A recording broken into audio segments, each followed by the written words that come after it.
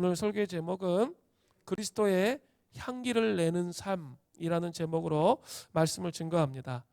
어떤 목사님이 말씀하신 유머입니다. 빵가게를 운영하는 집사님이 있었습니다. 이분이 구워낸 빵의 크기가 너무나도 작아서 동네 사람들의 비난을 샀습니다. 그런데 이 집사님의 별명이 대포 집사였습니다. 대표 기도를 할 때 대포 소리가 나도록 큰 소리로 기도하기 때문이었습니다. 그날도 힘차게 기도했는데 사람들의 눈치가 자신을 별로 좋아하지 않는다는 것을 느꼈습니다. 대포 집사님은 상한 마음으로 목사님을 찾아가서 상담을 했습니다.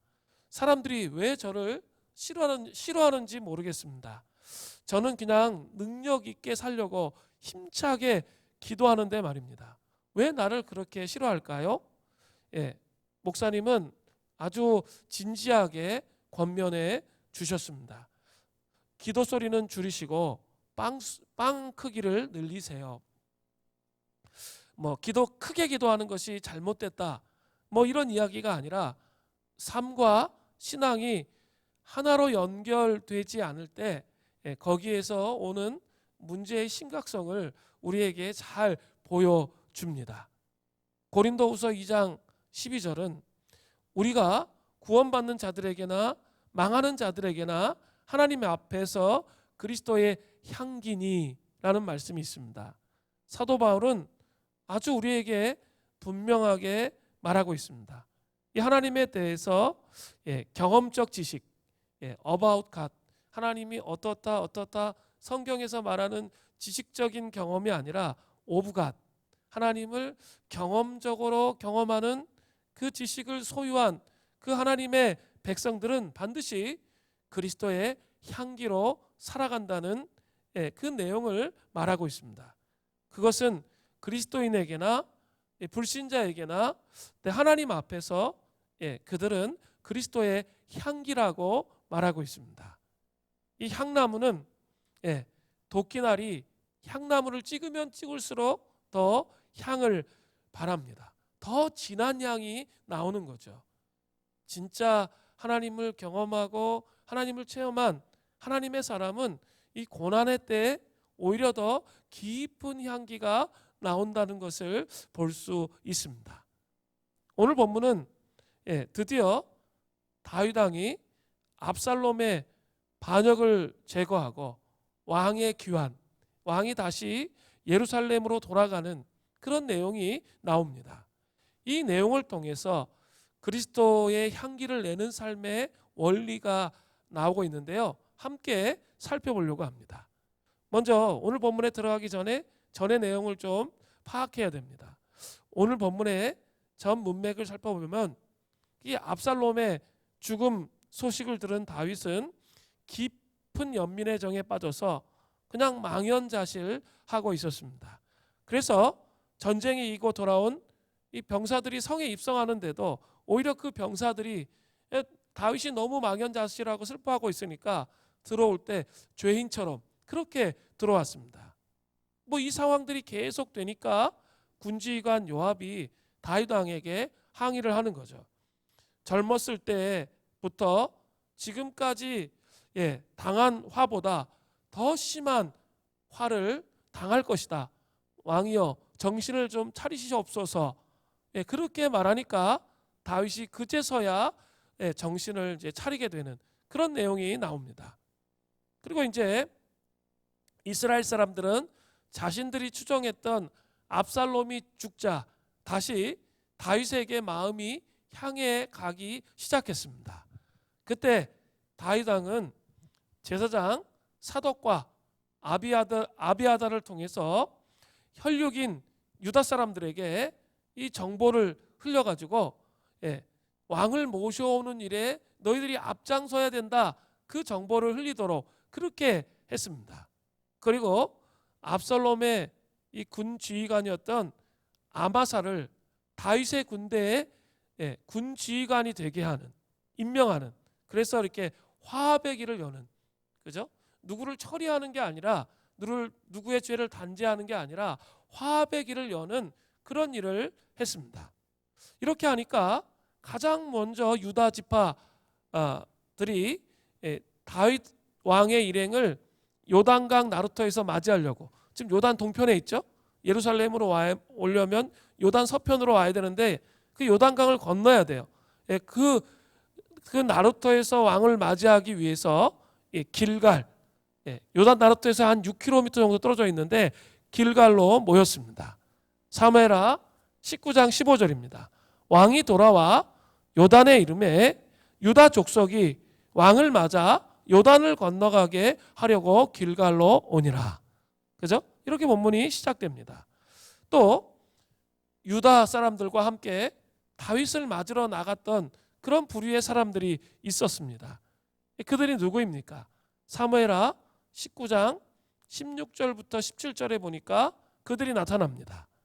바후림에 있는 베냐민 사람 게라의 아들 시므이가 급히 유다 사람과 함께 다윗 왕을 맞으러 내려올 때 베냐민 사람 1000명이 그와 함께하고 사울 집안의 종 시바도 그의 아들 15과 종 20명과 더불어 그와 함께하여 요단강을 밟고 건너 왕 앞으로 나오니라. 자, 먼저 나온 사람이 누구예요? 시므이입니다. 그는 사무엘하 16장 5절부터 13절에 보니까 다윗이 피난을 갈 때 어땠어요? 온갖 저주를 다 쏟아부었던 그 베냐민 지파, 사울의 지파의 사람이었습니다. 그런데 다윗이 다시 전쟁에 이기고 돌아온다고 하니까 그 사람은 죽은 목숨이에요. 그죠? 그러니까 그 다시 시므이가 다윗에게 나와서 용서를 구하기 위해서 납작 엎드릴 수밖에 없는 그런 상황이 되었습니다. 그런데 그가 베냐민 사람 1000명을 끌고 왔죠. 오늘 본문에 보니까 베냐민 사람 1000명을 끌고 왔습니다. 시므이가 1000명의 사람을 이끌고 왔다는 것은 그 베냐민 지파에게서 그가 상당한 영향력이 있다는 것을 보여주는 것입니다. 이것은 자신을 살려주면 사울의 지파인 베냐민 지파의 충성을 자신이 보장한다는 압박이에요. 그죠? 자신이 보장하겠다는 거예요. 이 사람들 1000명이 당신에게 이렇게 순종하는, 충성하는 그런 모습을 보여주겠다는 거죠. 자, 은근히 압박하면서 자기를 용서해달라고 그렇게 말하기 위해서 온 거죠. 두 번째 사람은 또 베냐민 지파에 속해 있던 사울 집안의 종 시바도 함께 나오는 거죠. 무비보셋을 속이고 와서 피난길에서 다윗에게 음식을 주었던 그런 사람이에요. 그런데 귀환하는 다윗 왕에게 잘 보이기 위해서 이번에 어떻게 해요? 아들 15명과 또 종 20명을 데리고 왔어요. 종인데 종이 20명이에요. 정말 이렇게 나쁜 사람이죠, 그죠? 그렇게 다윗에게 아부하고 잘 보이기 위해서 다 이끌고 나왔던 거죠. 시므이와 시바와 베냐민 사람 1000명이 아부하는 것이 잘 나타나는데 사무엘하 19장 18절 전반절이에요. 왕의 가족을 건너가게 하며 왕이 좋게 여기는 대로 쓰게 하려 하여 나룻배로 건너가니. 자, 요단 동편에 있는 다윗에게 가는데 나룻배를 가져왔어요. 그래서 요단 동편에 있는 다윗의 가족들과 다윗이 아주 멋있게 귀환할 수 있도록 멋진 배를 가지고 갔던 거죠. 그러면서 자기들을 좀 봐달라고 그렇게 시위를 하고 있는 거죠.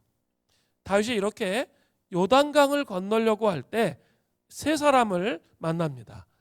세 사람을 만나는 과정에서 이 그리스도의 향기를 내는 삶의 원리가 아주 잘 나타나 있습니다.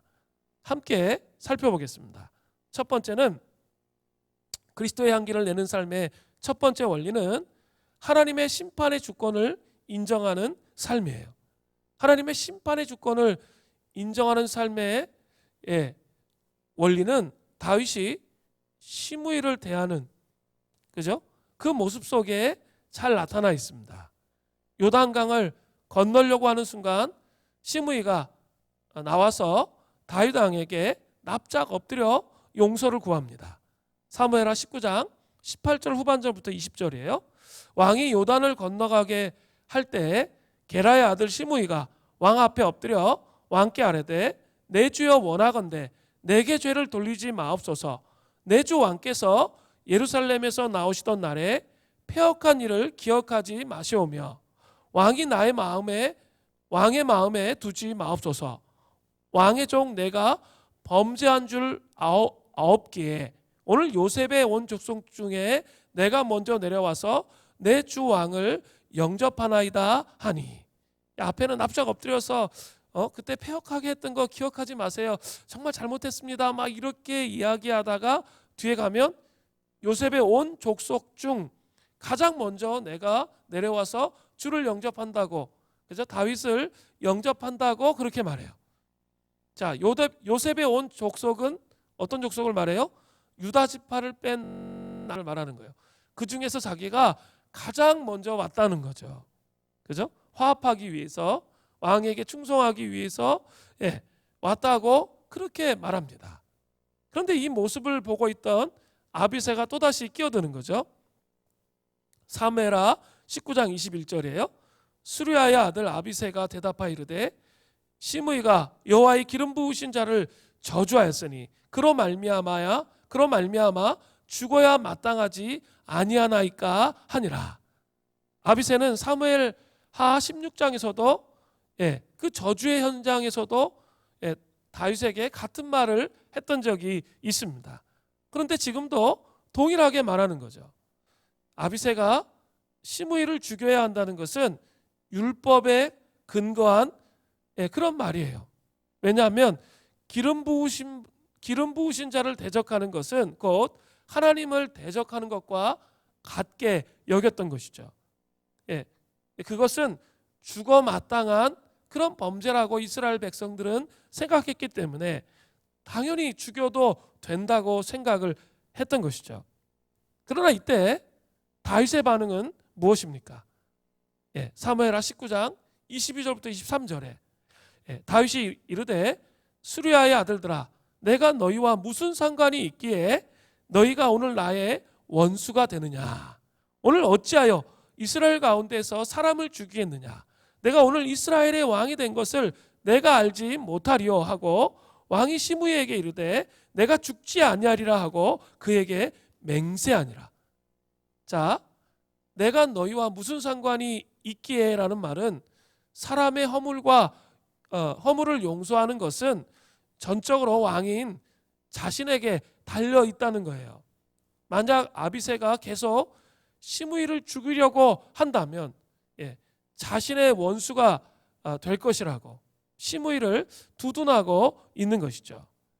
다윗이 이렇게 한 이유는 시므이가 한 행동이 옳기 때문에 그렇다고 생각하는 것이 아니고 하나님께서 그 사람을 통해 자기를 징계하셨잖아요. 또 그 사람의 죄를 하나님이 심판하신다고 인정했기 때문입니다. 다윗은 귀환하면서 결코 이 피의 보복을 통해서 다시 메시아 왕국을 보존하려고 하는 그런 생각을 갖지 않았어요. 오히려 생각 자체가 그 같은 동족끼리의 싸움이었기 때문에 그들을 용서하고 화합하는 그런 길을 가려고 했기 때문에 이렇게 이런 태도를 취하고 있었던 것입니다. 다윗은 하나님의 심판의 주권을 인정하면서 하나님께서 시므이를 심판하시도록 자기 손으로 죽이지 않겠다고 어떻게 했어요? 맹세까지 해요. 자기 손으로는 죽이지 않겠다는 거죠. 한번 잘 생각해 보세요. 하나님의 심판의 주권을 인정한다는 것은 철저한 인내가 필요해요. 그죠? 내가 복수하는 건 쉬워요. 그죠?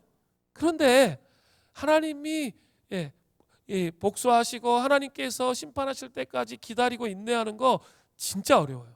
너무나 힘든 일이에요.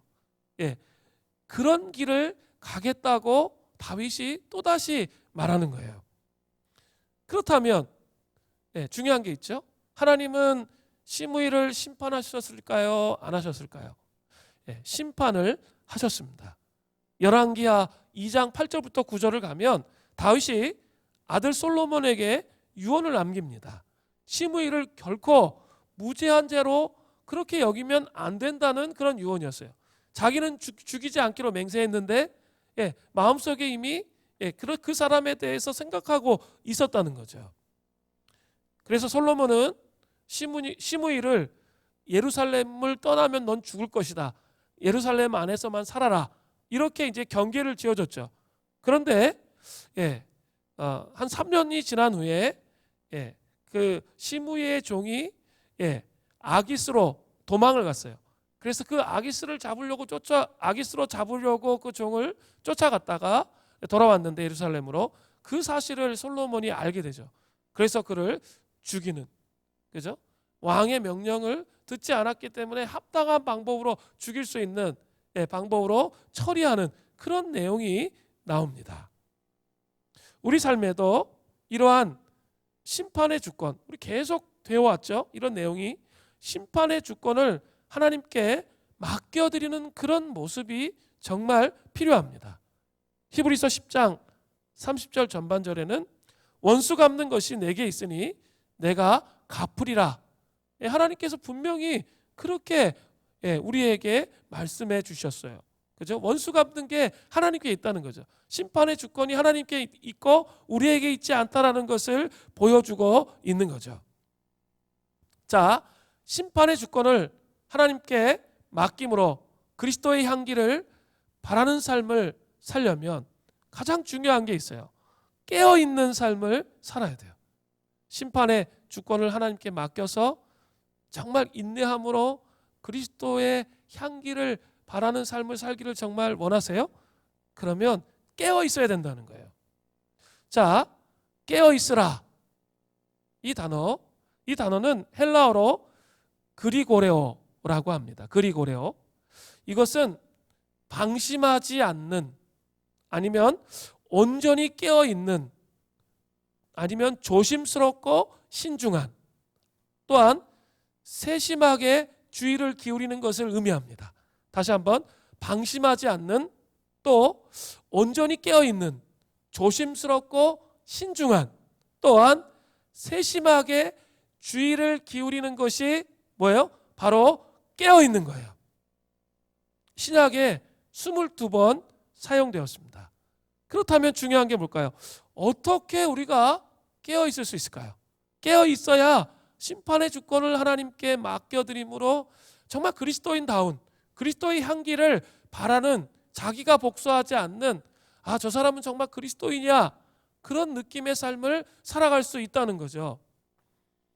크게 깨어있을 수 있는 방법은 세 가지예요.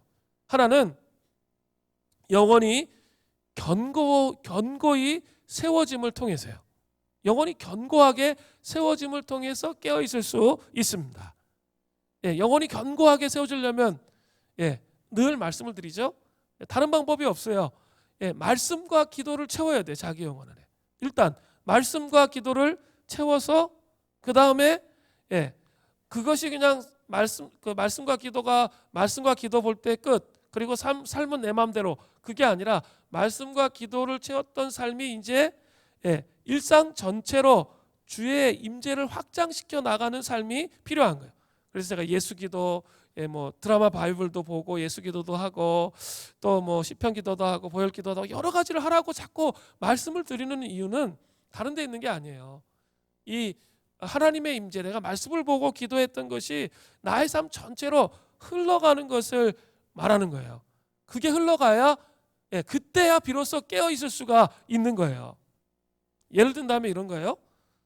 순간적으로 다른 사람을 판단하거나 정죄하면서 거친 농담으로 험담을 할 수 있어요, 우리가. 그죠? 그리스도인이라고 할지라도 순간적으로 이 죄악된 본성에 의해서 다른 사람들을 판단하고 이렇게 비난하고 험담하는 그런 작업을 할 수 있다는 거죠. 그러나 영혼이 견고하게 세워져 있는 거예요. 하나님의 임재가 있는 삶이 딱 되면 그 얘기를 하는 순간 마음속에서 양심의 가책이 와요. 아, 이러면 안 되는데. 여러분, 그런 게 오세요? 예, 그러면 그리스도인이 맞아요. 예, 이러면 안 되는데라고 그 마음에 그 양심의 가책이 오면서 예, 빠르게 그것에 대해서 회개하게 되는 거죠. 그죠? 빠르게 그것을 회개하면 어때요? 예, 그 하나님의 임재의 공간이 닫히지 않아요. 하나님의 임재가 나의 삶 속에서 닫혀지지 않는다는 거죠. 그런데 이게 양심의 가책을 받지를 못해. 그러면서 계속 완고한 상태로 계속 가게 되면 예, 삶 속에 하나님의 임재가 닫혀버리는 거예요. 그러면 예, 점점점 무감각하게 되는 거예요. 감각이 없어지는 거예요. 예배를 드리고 있어도 아무 감각이 없는 거죠. 하나님이 뭘 말씀하시는지 내 양심에 어떤 가책이 오지를 않아요. 응? 주일 성수 잘하십시오 이런 얘기하면 아, 목사님 또 잔소리한다 이렇게 들리는 거죠. 자기를 돌아보면서 회개하고 아, 내가 좀 그러지 못했지 이렇게 가면서 자기 양심에 가책을 받으면서 회개하면서 나가야 되는 거죠. 그렇게 되면 어떻게 돼요? 회개하면 하나님의 그 성령의 임재의 공간이 우리의 일상 생활 속으로 들어오는 거예요. 그러면 영혼이 견고하게 되는 거예요. 그게 깨어 있는 거예요. 그죠? 그게 깨어 있는 거예요. 깨어 있는 게 다른 게 깨어 있는 게 아니에요. 그냥 이렇게 졸지 않는 거. 그게 깨어 있는 게 아니고요. 그죠? 이 영혼 안에 하나님의 임재가 자꾸 확장되어져서 예, 순간적으로 들어오는 많은 죄악들에 대해서 빠르게 분별해내고 그것을 회개하고 돌이켜서 하나님의 임재가 사라지지 않도록 만드는 게 예, 그게 깨어 있는 거예요. 그러면 예, 영혼이 견고해지는 거예요. 견고해지는 예, 그런 상태가 되는 거죠. 그래서 깨어 있음을 통하여 뭐예요? 하나님의 심판의 주권을 주님께 맡겨드리기 때문에 어때요? 예, 그리스도의 향기를 바라는 그런 삶을 살아갈 수 있는 거예요. 그게 첫 번째 깨어 있는 거예요. 두 번째는 분열되지 않는 마음을 통해서 깨어 있는 거예요. 자, 우리의 마음은 종종 하나님과 세상 사이에 분열되고 나눠질 때가 많이 있습니다. 그죠? 이것은 우리의 마음의 정결함을 방해해요. 정결케 되는 것을 방해하고 깨어있지 못하도록 그렇게 만든다는 거예요. 이럴 경우 우리의 마음은 혼의 욕망, 정욕으로 가득 차게 되기 때문에 이 마음이 분열되게 된다는 거예요. 마음이 분열되면 깨어있을 수가 없게 되는 거예요. 그리스도의 향기를 바랄 수가 없게 되는 거죠. 야고보서 1장 8절은 우리에게 말해요. 두 마음을 품어 모든 일에 정함이 없는 자로다. YLT 번역본 성경을 보면 예, 아주 재밌게 번역을 했어요. 이렇게 돼 있는데 두 개의 혼의 사람은 모든 일에 불안정합니다. 네, 혼의 도시에 예, 영이 충만해져서 이 하나님 중심의 삶을 살아가야 되는데 거기에 여전히 마음속에 다시 세상의 가치와 기준 그 혼 안에 채운단 말이에요. 그러면 이게 뭐예요? 두 개의 혼이라는 거죠. 그래서 두 개의 혼을 소유하고 있으면 모든 일에 불안정하다. 안정감이 없다는 거예요. 안정감이 없다라고 말해요. 그리고 마음이 정결함으로 가는 그것을 가로막는 거예요. 혼을 방해하는 거죠. 혼이 새 예루살렘 성이 되도록 보혈기도문에 나오죠. 혼이 새로운 새 예루살렘 성이 되도록 하나님은 우리를 그렇게 해가기를 원하시는데 여전히 우리의 마음속에는 뭐예요? 세상 것이 자리 잡고 있고 또 하나님의 것이 같이 자리 잡고 있으니까 이 불안정한 거예요. 그리고 어떻게 가야 할지를 알지 못하는 그런 삶을 산다라는 거예요. 그렇기 때문에 두 마음을 품지 않는 것, 그것을 통해서 깨어 있을 수 있게 되는 거죠. 그래서 두 마음을 품으면 절대로 깨어 있을 수가 없다는 거죠. 하나님께서 어떻게 우리의 삶을 인도하시는지 전혀 알 수가 없어요. 그런 상태 가운데 향방이 없이 그죠? 허망하고 허무한 삶을 살 수밖에 없다는 거예요. 그래서 깨어 있어야 한다는 거예요. 두 마음을 품어서는 안 된다는 거예요. 두 마음을 품지 않고 하나님께로 딱 향하면 뭐예요? 그리스도 하나님의 심판의 주권을 인정하는 삶을 살아갈 수 있게 돼요. 그러면 그리스도의 향기를 바라는 그런 삶을 살아갈 수 있다는 거예요. 세 번째는 깨어있기 위해서는 한 몸의 지체들 사이의 연합을 통해서, 교회 공동체의 연합을 통해서 깨어있을 수 있다는 거죠. 이 시대에 원수 마귀의 주요 공격 중에 하나가 바로 한 몸의 지체, 교회 공동체 구성원들 사이에 연합하지 못하도록 만드는 거예요. 그래서 이렇게 막 교회들이 막 깨어지는 모습들 많이 보잖아요. 그 왜 그럴까요? 원수 마귀가 공격하는 주요 공격의 타겟이에요. 그러니까 깨어있지 못하면 그 타겟에 그냥 마음을 빼앗기게 된다는 거예요. 자, 쉽게 얘기해 볼게요. 원수 마귀는 우리의 감각들, 즉 눈과 귀, 눈과 귀가 다른 사람에 대한 거짓된 것을 보고 듣게 함으로써 이래요. 우리의 눈과 귀가 다른 사람들에 대해서 거짓 것을 듣고 보게 일함으로써 일하는 거예요. 그런데 한번 잘 생각해 보세요. 우리는 이 보고 들은 것에 대해서 정확성을 생각하는 거, 그런 거 전혀 신경 안 써. 그리고 이제 그 사람이 말한 거 거의 그냥 진리처럼 들어버리는 거죠. 그렇게 하는 경우들이 너무 많아요. 분별력이 필요한데 모든 사람의 얘기는 분별력을 통해서 그것이 참인지 진실인지 거짓인지를 이렇게 분별해야 되고, 이게 비난하는 것인지 판단하고 공동체를 깨뜨리는 이야기인지 아닌지를 판단해야 되는데, 일단 그 사람의 이야기, 재미있는 흥미있는 가십거리를 믿어버리는 경우가 많다는 거죠.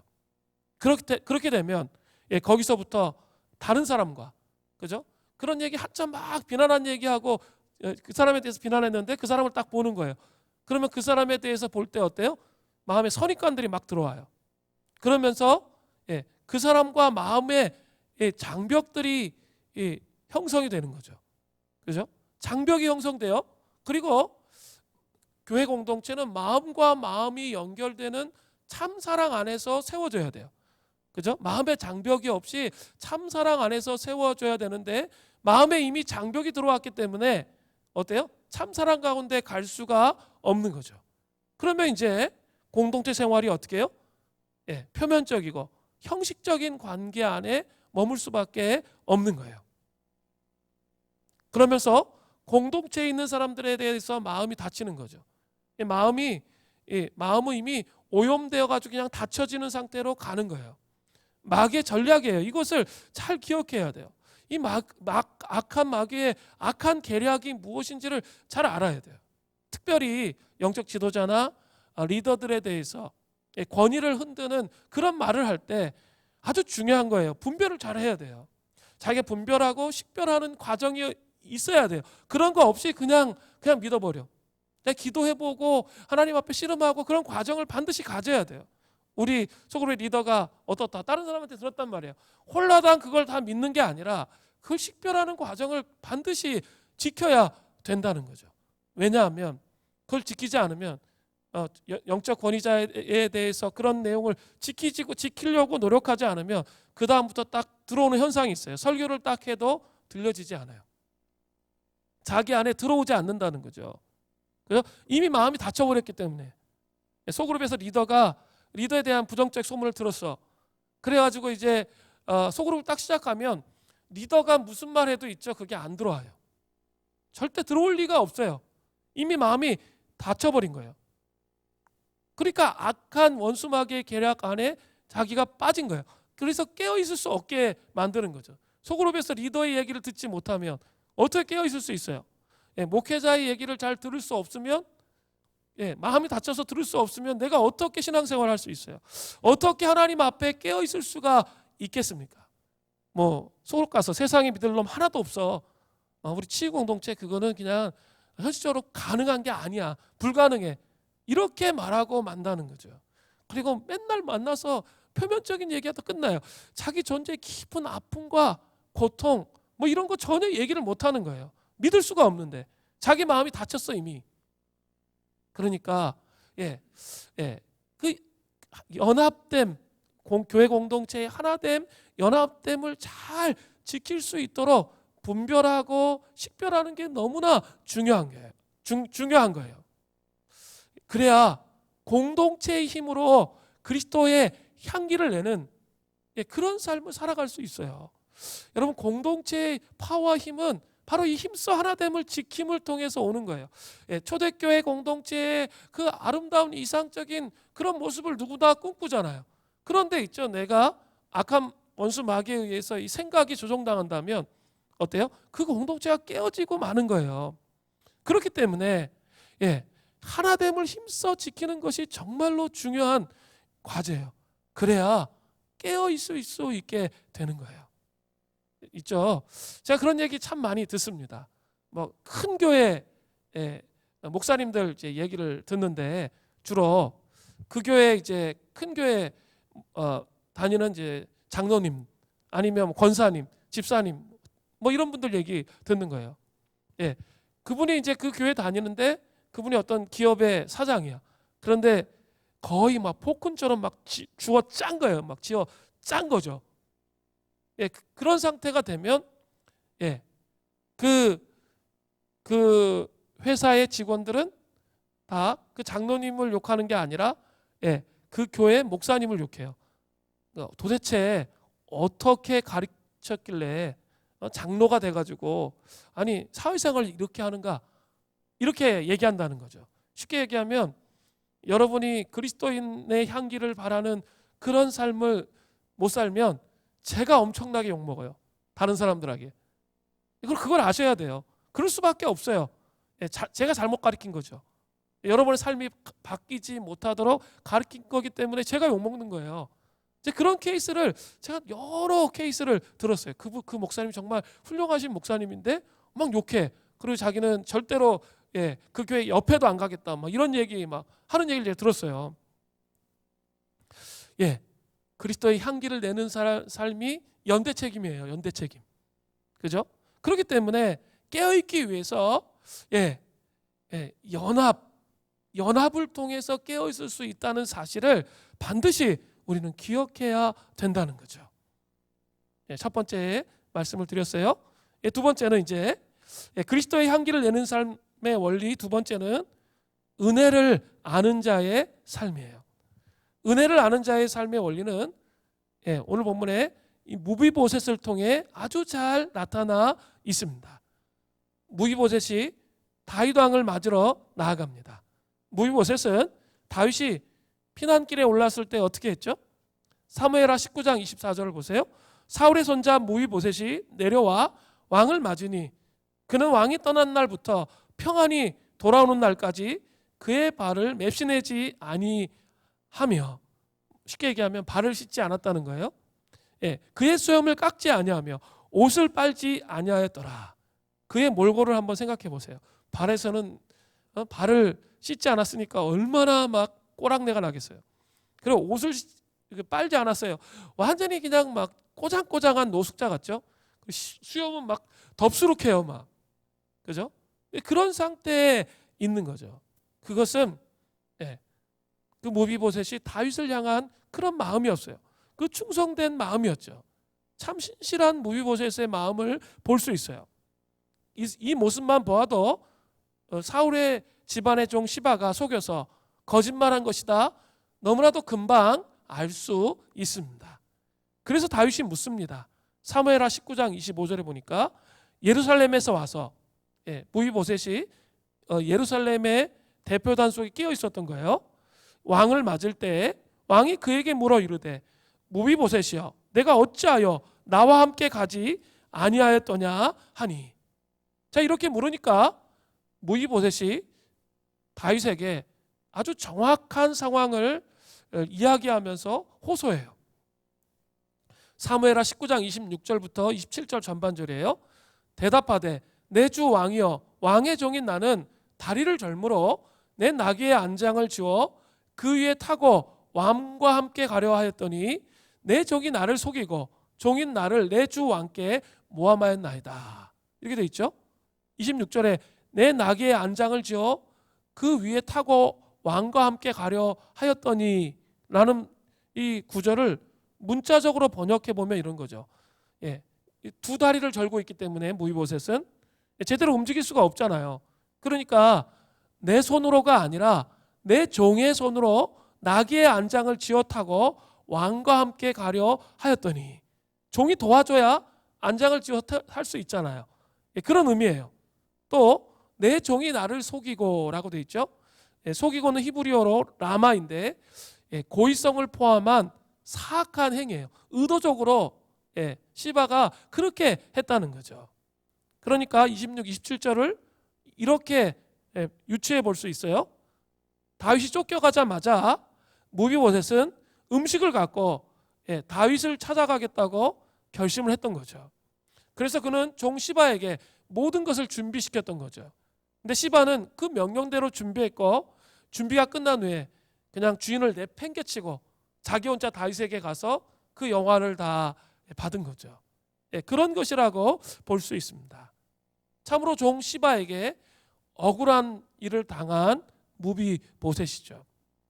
억울한 일을 당한 사람의 특징은 뭘까요? 그 상황이 받아들여지지 않잖아요. 내가 그런 게 아닌데 하면서 마음속에 막 분노가 일어나야 정상이에요. 그리고 분노가 일어나는데도 안 받아주면 어떻게 해야 되죠? 생떼를 쓰죠. 생떼를 쓰면서 정당함을 막 어필해야 정상인 거죠. 그러나 참 특이하게 객관적인 사실을 쭉 얘기하는데요. 뒤의 내용들에 전혀 그런 내용이 나타나지를 않아요. 자, 보세요. 사무엘하 19장 27절 후반절부터 28절입니다. 내 주 왕께서는 하나님의 사자와 같으시니 왕의 처분대로 하옵소서. 내 아버지의 온 집이 내 주 왕 앞에서는 다만 죽을 사람이 되지 아니하였나이까.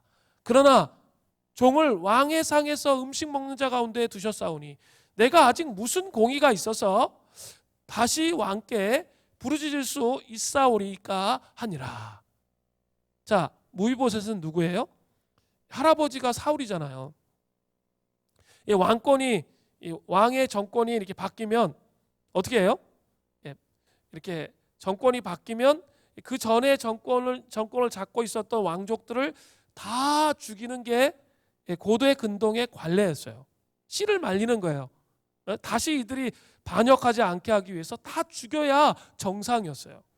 그런데 요나단 때문에 무비보셋이 죽었습니까? 안 죽었습니까? 죽지 않았죠. 그 언약 때문에 죽지 않게 됐어요. 그리고 어떻게 됐죠? 왕의 식탁에 참여했죠. 왕자의 하나처럼 역임을 받는 그런 삶을 살았다는 거죠. 그죠? 왕자처럼 그런 대우를 받은 겁니다. 그렇기 때문에 무비보셋은 자신이 어떤 처분을 받더라도 지금까지 받은 은혜가 너무나 감사하다라고 고백을 하는 거죠. 내가 어떻게 다시 이런 은혜를 받았는데 당신께 다시 부르짖을 수가 있겠습니까? 나는 억울하다라고 말할 수가 없습니다. 그렇게 말하는 거예요. 은혜를 아는 아주 겸손한 자의 그 모습을 볼 수 있습니다. 자, 이제 다윗이 시바와 무비보셋에 관한 건을 판결합니다. 사무엘하 19장 29절에 왕이 그에게 이르되 내가 어찌하여 또 내 일을 말하느냐? 내가 이르노니 너는 시바와 밭을 나누라 하니. 다윗은 자신이 시바의 말만 듣고 일방적으로 속았다는 것을 알았어요. 그러나 시바를 처벌할 수 있는 상황이 아니에요. 시바는 곤경에 처한 다윗의 군대를 위해서 음식을 가져왔잖아요. 또 시바는 시므이와 같이 있는 거예요. 시바는 시므이가 제시한 협상의 일부분이란 말이에요. 그죠? 이런 상황에서 시바를 벌하는 것, 그것은 베냐민 지파를 잃어버릴 수 있는 그런 상황이 되는 거죠. 그렇기 때문에 지혜로운 일이 아니었던 거죠. 그래서 다윗은 시바에게 준 땅을 반반씩 나누도록 그렇게 했던 거예요. 어떻게 보면 정치적 입장 때문에 무비보셋은 정당한 대우를 받지 못했고 억울한 일을 또 당하는 거예요. 그죠? 앞에도 억울한데 또 억울한 일을 또 당하는 거죠. 그때 무비보셋이 어떤 반응을 했습니까? 사무엘하 19장 30절을 보세요. 무비보셋이 왕께 아뢰되 내 주 왕께서 평안히 왕궁에 들어오시게 되었으니 그로 그 전부를 차지하게 하옵소서 하니라. 무이보셋은 시바와 달리 자신의 관심이 죄산에 있지 않음을 밝히고 있어요. 그죠? 무이보셋은 다윗이 지금까지 자신에게 베풀어 준 그 은혜만으로 충분하다는 거예요. 그것을 감사하다라고 표현하는 거예요. 재물이 다윗과 무비보셋의 관계를 설정하는 것이 아니에요. 그것이 아니라 무비보셋을 향한 다윗의 은혜가 그들의 관계를 설정하고 있다는 거죠. 자, 좀 생각해 봐야 될 게 있어요. 예수님을 따르는 하나님의 백성들인 우리들에게도 이게 너무나 중요한 그런 관점이에요. 그리스도의 향기를 내는 삶을 살아가기 위해서는 하나님께서 예수 그리스도를 통해서 우리에게 베풀어 주신 그 은혜에 흠뻑 빠져 있어야 한다는 것을 알 수 있어요. 그리고 그 은혜가 무엇인지 정말 분명히 알아야 돼요. 그래야 그 은혜를 잊지 않고 그리스도의 향기를 바라는 삶을 살아갈 수 있다는 거죠. 무조건 그리스도의 내게 향기를 바래라. 주님 그렇게 말씀하시지 않아요. 더 중요한 게 있어요. 그 은혜 속에 잠겨야 돼요. 정말 나의 삶 전체를 돌아보니까 진짜 하나님의 은혜였구나. 깨달아지세요? 예, 그것이 깨달아져야 돼요. 십자가에 달리신 그 예수 그리스도의 그 은혜로 나의 삶이 지금까지 오게 됐구나. 삶 속에 그 경험이 있어야 돼요. 어바웃 갓, 그죠? 설교한 거, 그것으로 되는 게 아니고, 그것을 체험한 내용이 있냐라는 거예요. 너무 딴 사람 간증 많이 듣지 마세요.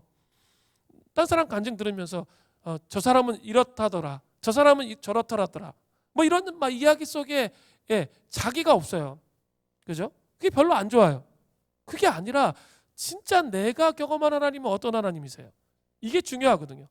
오브 갓, 하나님을 지식적으로가 아니라 경험적으로 아는 것, 이게 중요해요. 그게 있어야 자기 삶을 반추해 볼 때 어떻게 되는 거죠?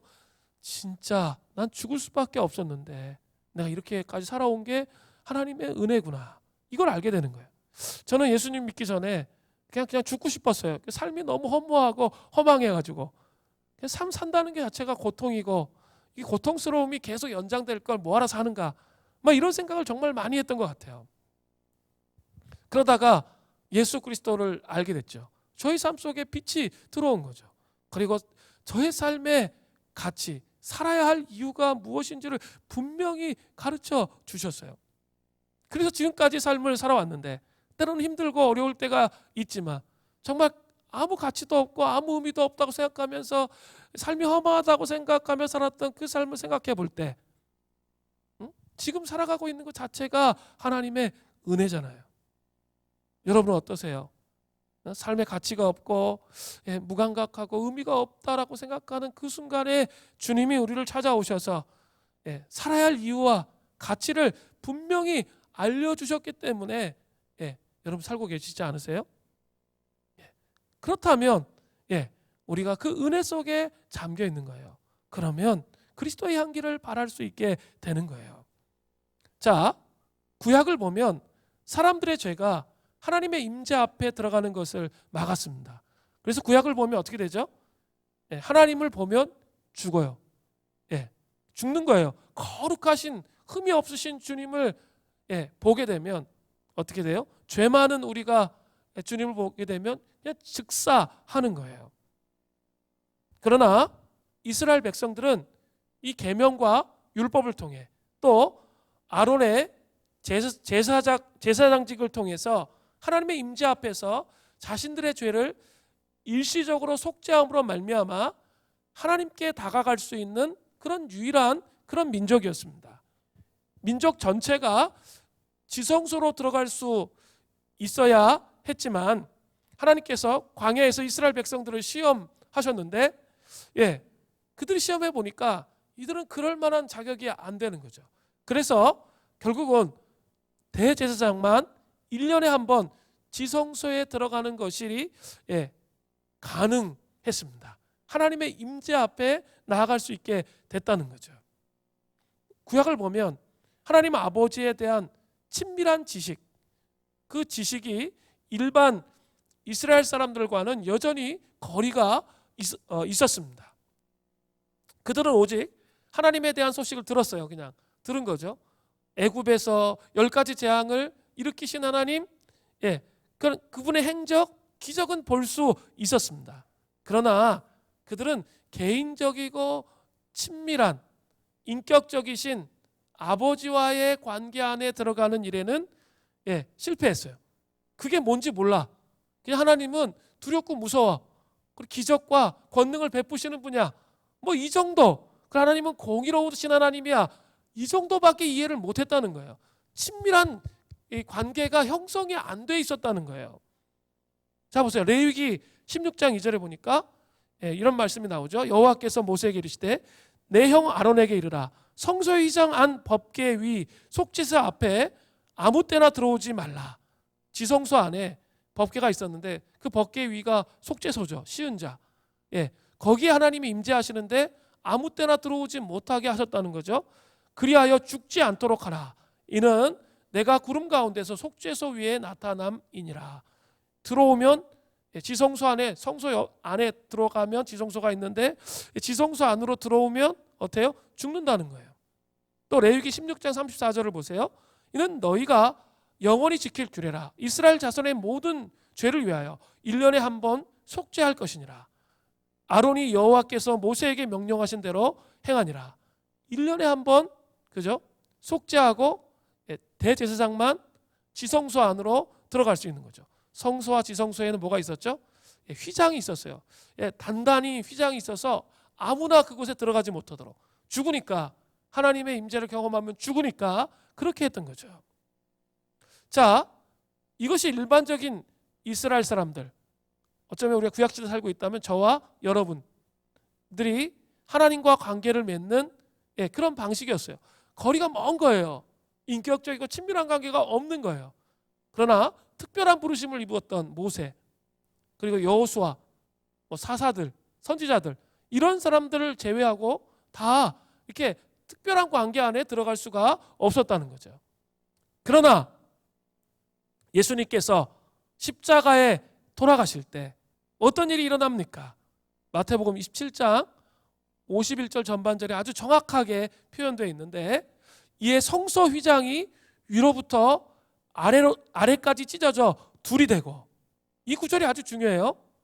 성소 휘장이 찢어졌는데 성소와 지성소에 있는, 그래서 이렇게 거기 들어가면 죽는데 하나님 임재 앞에서 예수님이 돌아가실 때 성소가 위에서 아래로 찢어지는 거예요. 그리고 그게 두 조각 난 거예요. 그리고 누구나 이제 예수 그리스도의 십자가의 보혈을 의지하면, 그 어린 양의 보혈을 의지하면 어때요? 지성소 안에 들어갈 수 있게 된 거죠. 그죠? 그 지성소 안에 들어가게 됐다는 건 뭐예요?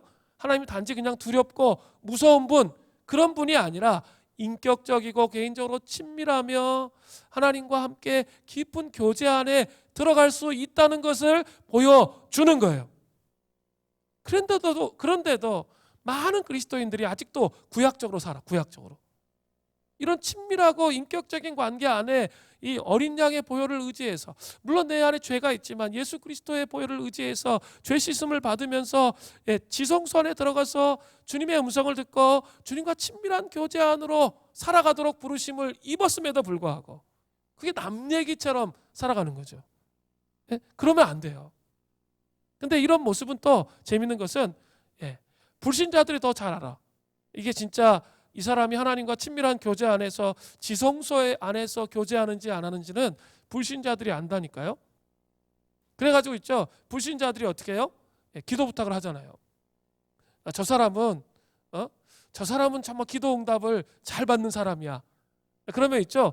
불신자들이 가가지고 기도 부탁을 하는 거예요. 응? 네가 기도하면 다 되더라.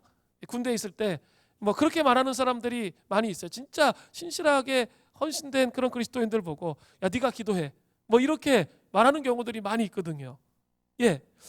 그렇게 말하는 거죠. 기도 부탁을 하는 거죠. 자, 정말 예수님과 충분한 친밀한 교제 안에 있습니까? 그러면 있죠, 예수님으로 정말 충분해요. 그리고 예수님 곁에 있을 때 가장 행복해요. 예수님, 믿음의 눈을 들어서 예수님 곁에 있을 때 가장 행복해요.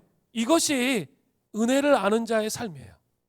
그리고 예수님께 자꾸 눈이 고정되어 있고 지성소 안에서 하나님과 교제하게 되면 선물에 집착하지 않게 돼요. 우리는 너무 많이 신앙생활을 하면서 차원이 낮은 차원의 신앙생활을 할 때가 많아요. 그러니까 자꾸 너무 선물에만 집착하는 거죠. 선물 주신 것, 그 기도에 응답해 주시는 것, 이거에만 집착된 삶을 살아가는 그런 경우가 너무나 많아요. 그것이 아니고 있죠, 지성소 안에 들어갈 수 있는 특권이 생겼잖아요.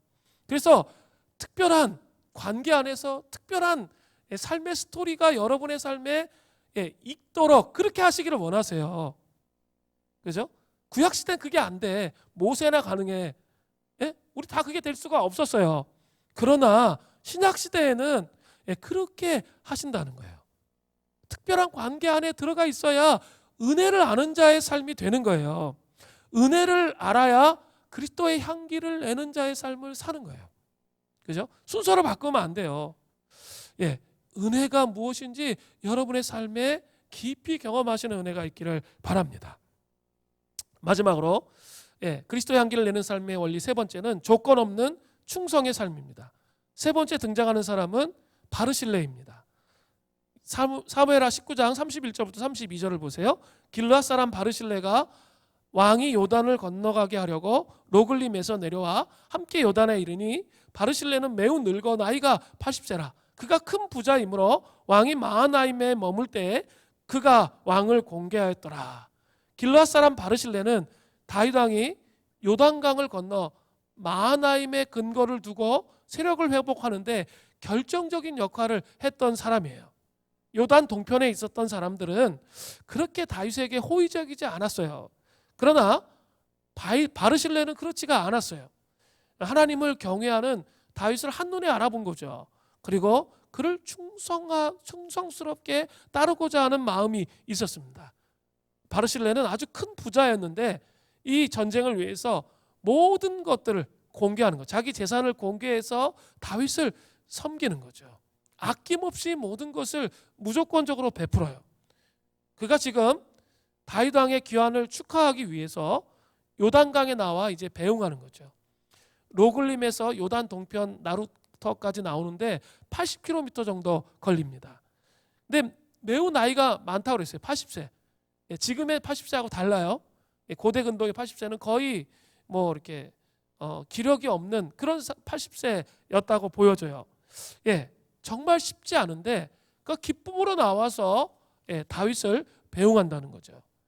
다윗은 이렇게 충성스럽게 배웅하는 바르실레에게 말하는 거예요. 사무엘하 19장 33절에 왕이 바르실레에게 이르되 너는 나와 함께 건너가자. 예루살렘에서 내가 너를 공개하리라. 바르실레의 충성된 삶의 모습을 보면서 다윗은 그에게 보답하기를 원했어요. 그래서 이제부터는 자기가 예루살렘에 데려가서 너를 공개하겠다, 그렇게 말을 합니다. 그때 바르실레는 완곡하게 거절합니다. 자신의 생명의 날이 얼마 남지 않았다는 거죠. 좋고 흉한 것이 뭔지 잘 구분이 안 된다는 거예요. 그래서 왕에게 누를 끼치는 거 하고 싶지 않다는 거죠. 그러면서 완곡하게 거절했습니다. 그런데 그가 그렇게 말하면서 한 말이 너무나 멋있어요. 사무엘하 19장 30절을 보세요. 당신의 종은 왕을 모시고 요단을 건너려는 것뿐이거늘 왕께서 어찌하여 이 같은 상으로 내게 갚으려 하시나이까. 바르실레는 단지 다윗 왕이 하나님을 경외함으로 하나님을 섬기는 그 모습에 감동되어서 그를 섬기려고 했던 거예요.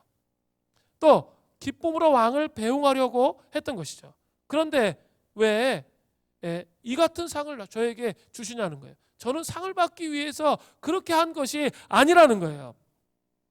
그럴 자격이 없다는 거예요. 바르실레의 충성은 한마디로 말해서 조건이 없는 그런 충성이었습니다.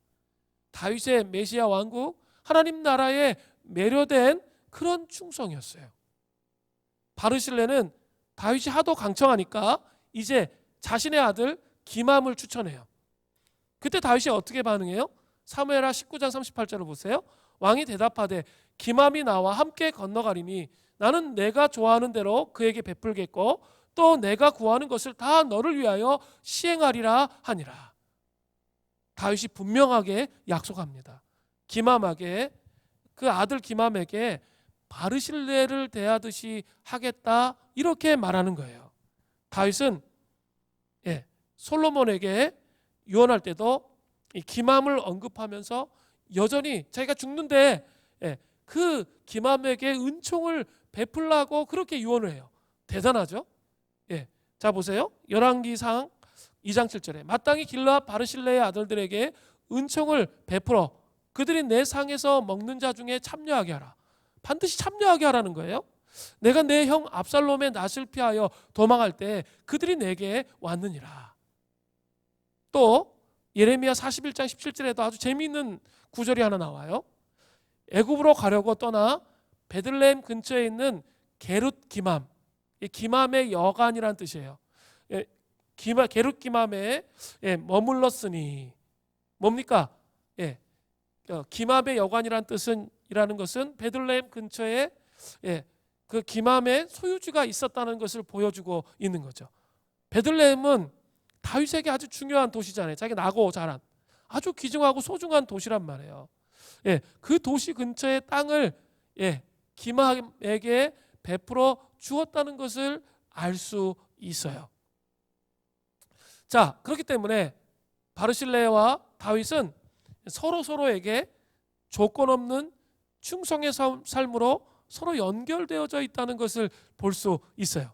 한 사람만 충성한 게 아니라 바르실레가 이렇게 충성하니까 다윗도 정말 깊은 충성을 통해 서로에게 연결되도록 그렇게 했다는 거죠. 이것은 하나님께 충성의 관계로 맺어진 다윗과 요나단의 우정과도 비슷합니다. 이러한 충성의 삶으로 서로 연결될 때 우리가 서로에게 이런 충성의 삶, 하나님 앞에 정말 하나님을 경외함으로 하나님 나라의 가치와 의미를 이해했기 때문에 그에게 온전히 순복하는 그런 삶을 살아갈 때 서로 이 삶이 연결돼요. 조건 없는 충성의 삶이 연결되어지면서 서로 힘을 받는 거죠. 그러면서 그리스도의 향기를 내는 그런 자의 삶을 살아갈 수 있게 된다는 거예요. 오늘 아주 중요한 말씀을 드렸습니다. 그리스도의 향기를 내는 삶에 대해서 세 가지 말씀을 드렸어요. 하나님의 심판의 주권을 인정하는 삶, 그러기 위해서는 깨어있는 삶이 필요하다고 그랬어요. 자기 영혼이 이렇게 안전되고 흔들리지 않는 그런 자가 돼야 되고, 세상의 영과 하나님의 영 사이에 흔들려 두 마음을 품은 자가 되지 말아야 되고, 그죠? 또 공동체와 연합해서 함께 세워질 때 하나님의 심판의 주권을 인정해서 그리스도의 향기를 내는 삶의 원리의 삶을 살 수 있다, 제가 말씀드렸고요. 두 번째는 은혜를 아는 자의 삶을 살아야 돼요. 그래서 지성소까지 들어가서 예수님을 통해서 지성소까지 들어가서 하나님과 교제하게 하신 그 넘치는 은혜, 그 은혜를 기억하면서 은혜를 아는 자의 삶을 살아야 그리스도의 향기를 내는 삶을 살 수 있다 말씀드렸습니다. 마지막은 조건 없는 충성. 그죠? 바르실레와 다윗의 관계를 통해 조건 없는 충성으로 서로 연결되어져 있을 때 그리스도의 향기를 그런 내는 삶을 살아갈 수 있습니다. 이것들을 기억하시고